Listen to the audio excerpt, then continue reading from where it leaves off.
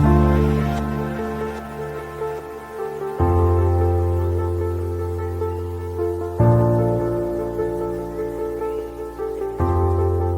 23rd March 2020, the UK went into lockdown, a life change for all of us.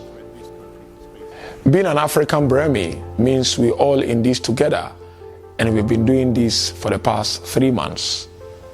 As the lockdown is easing, we still need to listen to Birmingham City Council and Public Health England to ensure that we continue to stay safe and stay alert.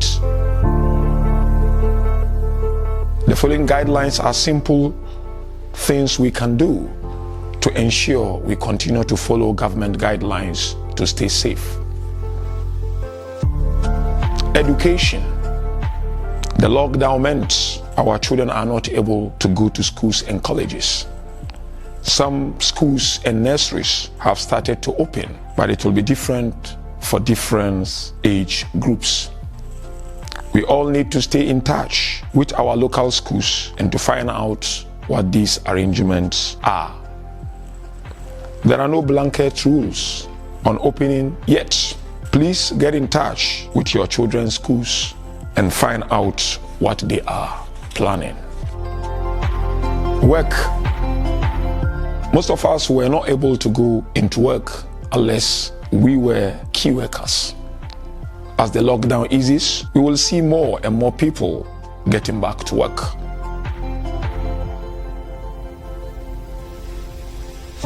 If you are planning going back to work, make sure you check all health and safety measures with your boss. If you run your own business, make sure you take responsibility for the safety of your employees. Places of worship. We all know Birmingham is diverse with many faiths. During the lockdown, we had to give Easter Mass a miss, and for the first time, we all observed the holy month of Ramadan at home. Eid was also celebrated at home, all done to help our beloved NHS. As the lockdown eases and places of worship start to open, let's not all rush to Friday prayers in our thousands. Let's not overflow our churches on Sundays.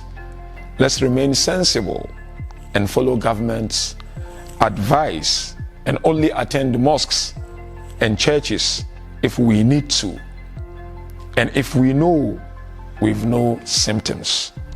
We need to only have very small gatherings. Let's all stick to this. We saw heartbreaking scenes of burying our loved ones who died due to COVID, with small numbers in funeral, with family members attending with protective clothing. This still remains the case, so please ensure you follow the guidelines to funerals. Travel. As we start to venture out for shopping, food, or even work on public transports, make sure you keep safe and wear masks and keep your distance from other passengers. Use your debit card or travel card or pass and not stand too close to the drivers or conductors. The summer break are upon us, and some of us would normally plan to go to Tanzania or Kenya or Ghana or anywhere else. This year, we won't be able to do that. So before you make any plans, check with the Foreign Office if you can travel to the country of your choice. Travel only if you really need to do so. Leisure activities. As the lockdown eases, it doesn't mean life is normal in our cafes and restaurants. Birmingham is a foodie's heaven, but plan your evenings and ensure you follow the regulations and feel safe wherever you go. When you go shopping, you may need to wait patiently in queues and wait outside until you are allowed in. Please follow the one-way signs in our local supermarkets They are to keep us all going in one direction and keep our distance. Follow the same rules when we go to our local shops. Birmingham has some beautiful parks which we were able to use during the lockdown. Continue going to the parks. We will see more people out and about. Use the parks to meet your friends and family members. And don't forget, some local parks have great cycling and jogging tracks. Remember, we need to stay fit and active. Health. We all know how amazing our beloved NHS is, and we are indeed lucky to have this unbelievable service.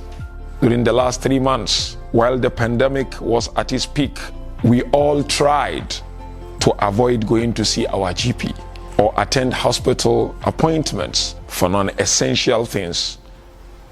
As things ease, we should contact our GP and follow up on our x-rays, scans, and blood tests. Things have now calmed down.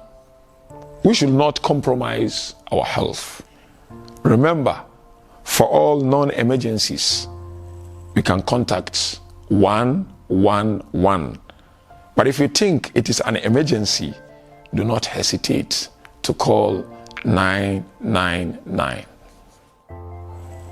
Do not forget mental well-being.